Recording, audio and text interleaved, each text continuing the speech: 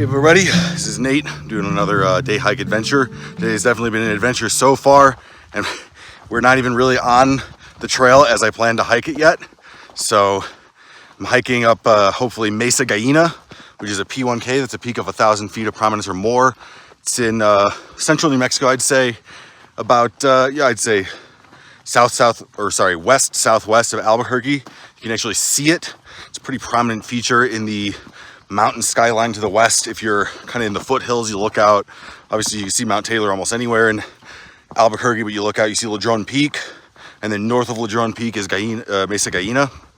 So like I said, it's been an adventure this morning already, mostly having to do with vehicular travel. Kind of in Indian country right now, about halfway between Laguna Pueblo and Alamo Navajo Reservation. It's the road that comes south from Laguna Pueblo to get here is a completely dirt road. It wasn't too bad actually. I was able to go pretty quickly on it. And then get to a gate, a sign for public land. It says, public lands, close the gate, BLM. Of course, go to open it. It's one of those chain fences where the link kind of like slots into the little slot that it has to keep it closed. And whatever idiot went through it last just like really tightened it down so much that I could not get it out.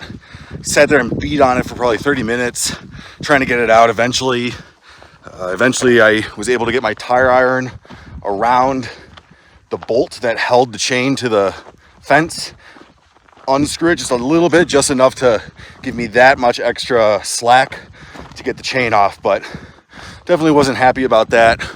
Really don't like when people do stupid stuff like that. And then the roads, at first great quality. I was actually pretty surprised. Then at a certain point they just completely disappeared. And actually right now I'm on a road that seemed to go through private land. And I was just getting so tired of trying to figure out where I was and where I was going that I just decided to get out and hike. Probably about half a mile away from the actual trailhead. And this will add some time along with all the getting lost and finding stuff. So this might be a longer hike than I anticipated, but that's what makes it kind of an adventure. Actually, this is my second time filming this. The first time I got about, half a mile in, and then thought that I turned my headlights off, ran back to the car to check, and now I'm retracing my steps. So it's definitely been an interesting trip so far. So come on, join me. Let's head up to Mesa Gallina.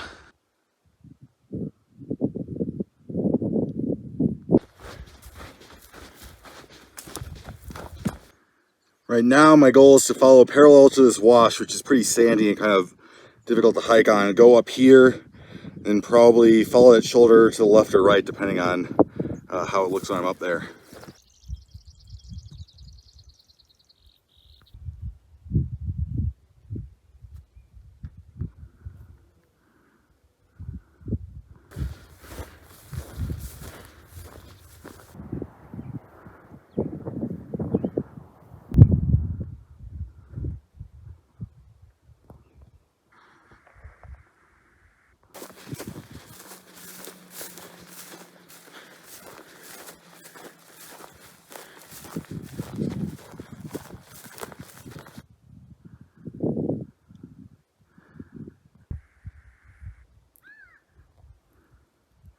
Okay, so this is Mesa Gallina.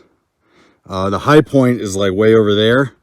All the trip reports I said just stay at the base, and then when you're just southwest of the high point, there's an easy class 2 climb to the top.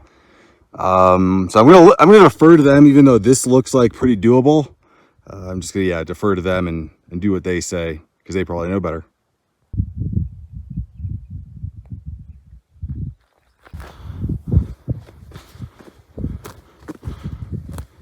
You'll notice now I'm on an old 2-track. This was just beneath me and I didn't see it until not too long ago. So it's definitely better than the loose rock I was hiking on before. It's really the big thing I'd say about this hike is a lot of loose rock. I would definitely wear boots, but we'll see. Maybe this road is takes me all the way back to the car, so I might take this way on the way back. Class 2 so far, and even then not much of it. This little notch was maybe class 3, but I probably could have gone around it. I think now it's just class 1 to the high point.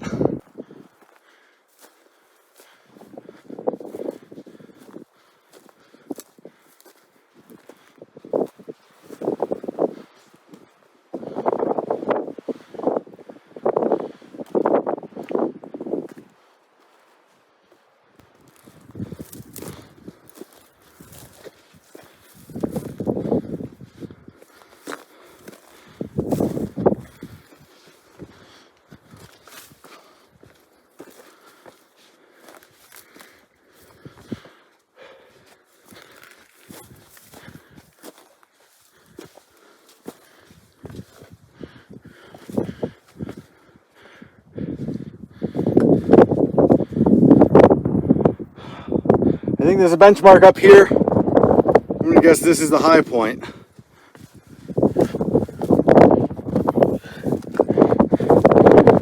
There's the benchmark, but this is definitely higher. Huzzah!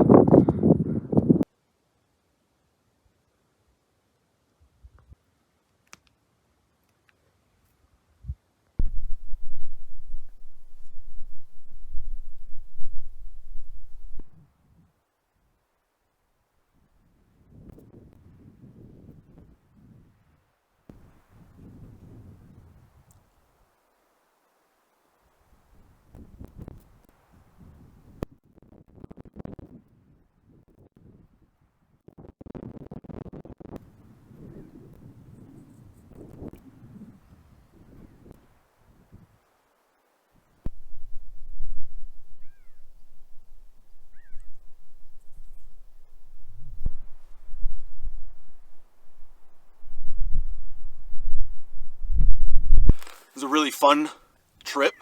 This is a beautiful peak. If you have the vehicle and you have the patience to navigate those roads, I really recommend doing it. I do know that to the northeast of the peak, there's supposed to be a bunch of off-roading trails that are mostly on BLM land. I did see one thing on Google Maps of all places saying that you needed a permit to hike this mountain. I couldn't find anything on the BLM website or any signage to corroborate that, so I'm going to assume that that's not true. That could refer to those off-road trails. I know a lot of them begin on Laguna Pueblo land, and I think you might technically need a permit to like drive on those roads. I actually did call Laguna Pueblo back in February when I originally thought of hiking this peak, and I'm really glad I didn't because the roads would have been terrible. But I did originally call them to ask if I needed a permit to drive on that Indian service route that I drove in on, and they routed me to somebody else who never picked up the phone. I left a message and never called back. So yeah, good luck if you want a permit, good luck getting one, or even getting a hold of somebody who might be able to give you one, or even give you information about one. So yeah, I mean, go at your own risk, I'd say. But this area, I'm fairly confident you don't need a permit with.